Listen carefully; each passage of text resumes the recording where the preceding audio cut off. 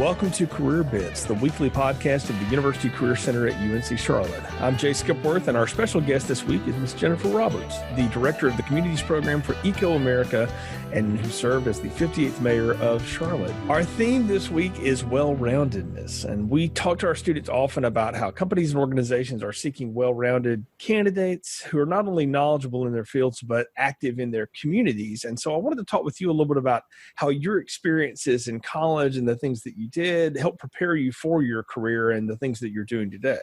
Wow, that's a great question. And first of all, I want to say thanks to all the folks who are listening, and be courageous, be brave, be bold, and seeking something that is going to work for you. So in looking at well-roundedness, it's also better for your own mental health. So it's, employers are smart to be looking for that. It helps you stand out when everybody has, great academic credentials and maybe the same major and the same preparation. They want to see what's in your heart. A lot of what I've learned through the years of doing numerous job interviews on both sides, being interviewed and interviewing others, is that you want to have somebody who's a good fit. And every company and every organization has its own flavor, its own character, its values. And really a lot of it is about just getting that fit right. And it doesn't mean you're sometimes that you're better or worse at the skills, but it's just fitting in and knowing that work is going to be smoother, that you have some, shared values, and that you are adaptable. So one of the things about doing a variety of things is that you learn to appreciate people who are different from you. You learn to get along in new environments with new different things going on, and you learn to multitask, which is really important in this time when everybody has, I don't know how many devices I have. I stopped counting. I have so many different ways people can send me a message. I mean, it's like, I think it's over 20. And so when you are able to do these things in college and your jobs, it shows that you're, adaptable, flexible, able to do a lot of things. But it's also important to show that you care about that community around you. And so, if you have volunteered on weekends at, a soup kitchen or a crisis center, or if you've helped mentor a high school student, you've done some extra tutoring, all these things show that first of all, you recognize you're part of a community, that it's not just about you, we're all interconnected. And if there's one thing that this pandemic has shown us is that we are only as strong as our weakest link. And what companies want to see is that you carry that value, that you've lived that value, that you have reached out in some of your free time to think about those around you and how you might contribute. And, when you do that, you also encounter people who may have different circumstances than you. You might be a humanities person and they're a science person. But all of that is helping you learn how to get along in a very diverse, very complex world. It helps you understand that things are not black and white, they are gray. And there's a lot of variation. We're in an economy that is rapidly changing. It's all about humans growing, evolving, changing together. And, my current work is with climate, so I have to say a few things about that as well. It's about sustainable living and recognizing that we're leaving a world that we hope our children and grandchildren will also be able to enjoy. And it's the more variety of experiences you have, when you see how people have been impacted by poor air quality or by a shortage of water or by toxic chemicals in the water, when you have that breadth of experience and you see what's going on in communities that may be different than yours, then you have a greater appreciation of how you can help the greater community, but also the part you play and ways that you can bring your skills to the table to help others. And you know what? When you do help other people, it actually makes you happier too. It's absolutely true. Let me ask you a question that we often talk to students about wanting to be members of the community and showing that they're involved in their communities to particular corporations or companies. But I want to ask you, as someone who's been on the other side of that for a bit of your career, what's it like for a company or an organization to realize we're a part of this community too? And how do we show that to potential candidates? Well, one of the things, especially here in North Carolina, we have a tradition of giving back to the community. I think that is based in our faith traditions. It happens in other parts of the country too, based on just community and civic spirit and civic pride, which is also part of our learning, our sense of pride in our country. But that is something that corporations have realized, especially if they're a retail brand name, that when they do give back, they can now put it all on social media and say, "Look what we're doing," and it helps build that brand identity for them. It helps people feel warm and fuzzy when they walk into that store, when they purchase that product. They know that part of that is giving back. I know when I buy something from Patagonia, that Patagonia has been a huge supporter of environmental protection. And they have actually joined in lawsuits. I mean, they have walked the walk. And so as an outdoor enthusiast, that's something I'm going to look for. And that's true of companies in various industries. They know that that is part of what's going to help them survive as a company, as a solid brand, as being a community player. And what's interesting is, this is true, especially in the United States, that companies have this sort of obligation, but also have this opportunity to give back. And it's important because they live in the community too. Their employees live in the community, and we don't want to be somewhere where people where we're overwhelmed by people in the streets who don't have housing and don't have food. That's not something that we believe as a caring community that we should have. And so we do have mechanisms that fill in those gaps for things that aren't provided by government services. What are some good strategies you can pass along, some good advice for our new grads who are getting ready to become part of the communities, whether they're beginning their careers and professional lives here in Charlotte or elsewhere? So what you want to look for are activities and groups that are working in areas that you are interested in, that you love, and get involved. You meet a lot of people that way. You, again, fill your life with variety, which makes you happier. We don't want to get stuck in the quote unquote, the rut. And, I remember when I was on campus, I, did all kinds of things from the campus Y to I played volleyball.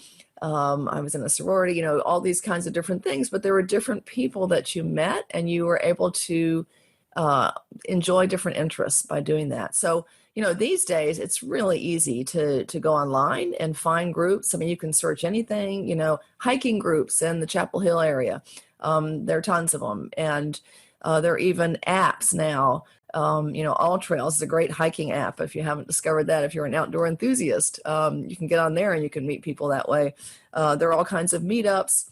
If you're a person of faith, there are churches and synagogues and temples where you can find folks to engage with. And many of those, again, from that faith tradition, many of those are involved in service projects, whether it's helping young people or the elderly, or they're just all different ways to get engaged. And I would strongly recommend folks, even before you land that perfect job. And by the way, there's no perfect job because every job has its ups and downs, and a lot of it is what you make of it. And I always tell folks, if you have a really tough job, even for a year or so, it's a good experience because first of all, you learn you don't want to do that job.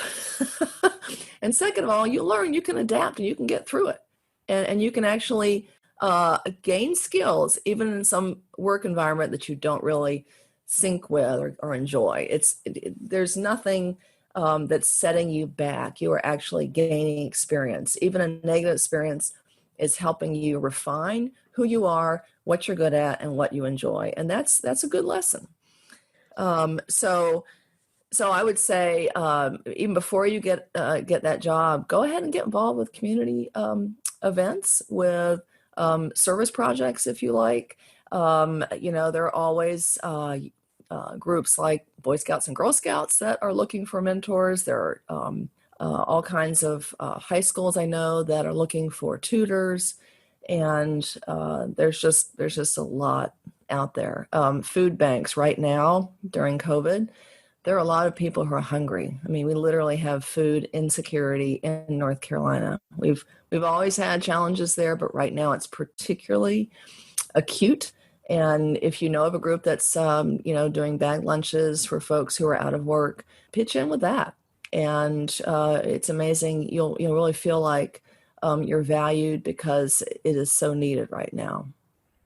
When you were mayor of Charlotte, what were things that impressed you most about our college students? That's 80% of our UNC Charlotte grads stay in the Charlotte region because it's such a thriving area. What impressed you most about those people that not only came here to learn but decided to stay and are now parts of our community? It's great that folks realize Charlotte has a lot to offer. We are one of the fastest growing cities in America, and we have a more and more diverse economy. We have a very vibrant nonprofit sector. We have, of course, the financial services, banking, and even insurance and other derivative products for finance. We also have technology is a growing area. Fintech, of course, related to finance, but even technology on its own is growing rapidly. We have a lot of innovation. We even have some manufacturing still, and there are quite a few young people here who are coming for these opportunities, which is great to see. So folks who've graduated from UNC Charlotte will find a lot of opportunities. We're really growing that alumni base here. And you'll find there are probably a lot of people in the workforce who can talk to you about their profession, about where they're working, because they're also graduates. And that's one of the things that is great to see the number of folks in pretty visible positions who are UNC Charlotte grads. So that's one of the strengths of Charlotte. We really need that connection between the university and our workforce because one of the things in this rapidly changing economy is relying and connecting to the research and the current training that's going on for young people. We want to make sure that it does connect to where the economy is going, where technology is going. And there are jobs now that didn't exist 20 years ago. Facebook and social media managers, for example. Communications is changing rapidly. But also things like, GIS information systems and, some of the architectural technologies and the engineering technologies and building out transit lines and, things that are going to happen more and more, electric vehicle technology. I know that UNC Charlotte has that whole automotive engineering department. So that is, it's great to have students stay in the area. We're a diversifying area. We've got a lot of international students and a lot of international residents now. We're about, I think, 18% of our population is foreign born, which again just makes us a more interesting place. Finally, tell us a little bit about your work with ecoAmerica and what you're doing. You mentioned being a very much an outdoor enthusiast, and you're passionate about the environment. What led you to ecoAmerica? And tell folks a little bit about what you do and how they might find opportunities with the organization. Sure. And, I really take it back to growing up in North Carolina. When I was young, we spent a lot of weekends in the mountains. Fortunate enough to have a summer cabin that's been in my family for many generations. And it's very simple. It's not winterized, so we just go in the summer. But we spent a lot of weekends hiking. We have some beautiful mountains in North Carolina and some beautiful waterfalls. It gave me a real appreciation for natural beauty, for the delicate balance between people and wild living things, and also how important it is for our mental and physical health, our spiritual health, to have that connection to nature. And so I have been an outdoor enthusiast my whole life. And I became interested in preserving that, when I saw my parents joining Sierra Club and that sort of thing, but also in seeing our rapid development and seeing some green spaces disappear, learning about mountaintop removal for mining, seeing the pollution caused by coal burning plants, energy plants, and also reading a lot about some of the challenges with our waterways, the PFAS that are in our water system, and seeing what goes on in other parts of the country. Clean air and clean water are basically considered by Americans to be a human right, and we need to protect those because companies and people who are throwing things away take the path of least resistance, and so a lot of bad things can end up in our water and our air unless we have regulations. What we do at ecoAmerica is we help people connect the dots on climate change. And what we teach is how to talk about it in a way that is based on common values, that is not partisan, that is not hyper political, but that is based on reason and values we share, and that points out the benefits of doing the right thing for the environment, which is also the right thing for the economy and for our health and for our children's future. So we spend a lot of time doing research on the messages that Americans relate to. We do our research in the U.S., and we work with cities around the country. I, in particular, am working with cities and counties, local communities around the country, to work with some of their leaders and help them engage their communities on climate change, to lead to climate action and climate solutions. So, either it's ecoAmerica.org. My program is called pathtopositive.org. And what we have are communications tools that are helping people talk to citizens and residents the right way, to tell them that it's not just better for the environment, it's better for the economy, and it's better for our future. Our health is absolutely connected to an environment, and what we see with climate, that it is changing, that it is warming, that we are going to lose food sources and food supply in our warming oceans. I know that even the topsoil in the Midwest, because of recent flooding that's getting more and more frequent with the severe weather we're seeing, the severe downpours because of warming, we see the topsoil washing away. Our food supply is going to be threatened. We know our coastal cities are threatened. And we don't want our children growing up in a world that has scarcer and scarcer resources. We want them to have the same opportunities we've had. And so when you really focus on the fact that when you do the right thing for sustainability and for the climate, you're actually saving money. You're saving tax money. We know that wind and solar energy is much cheaper than coal energy and gas and oil. It's a lot cheaper to produce. The source is free. All you got to do is maintain the solar panels and work on the grid, which lowers the cost quite a bit. More jobs were created in the solar industry than oil or gas in the last decade. We know that we can actually get those benefits to households with not just solar, but also energy efficiency. And there are also quite a few jobs in retrofitting, upfitting commercial buildings and residential buildings to be more energy efficient, because that saves your utilities costs, which is really important for families who are on the edge, maybe, making hourly wages, et cetera. It's a benefit for everyone. And as we've seen, when we have fewer cars on the road, the air is cleaner, it's clearer. Anybody who has asthma knows that it is much easier to walk outside when you don't have all that particulate matter, all that air pollution in the air. So what we want to do is, again, encourage people to think about sustainable living and to talk about it. That's what ecoAmerica is. We've got this new webcast called Let's Talk Climate. And it's all about why talking about it and thinking about it moves you to action. And it really should become part of our everyday routines to really think about, having a smaller footprint, doing things more sustainably and teaching our kids and grandkids to do the same.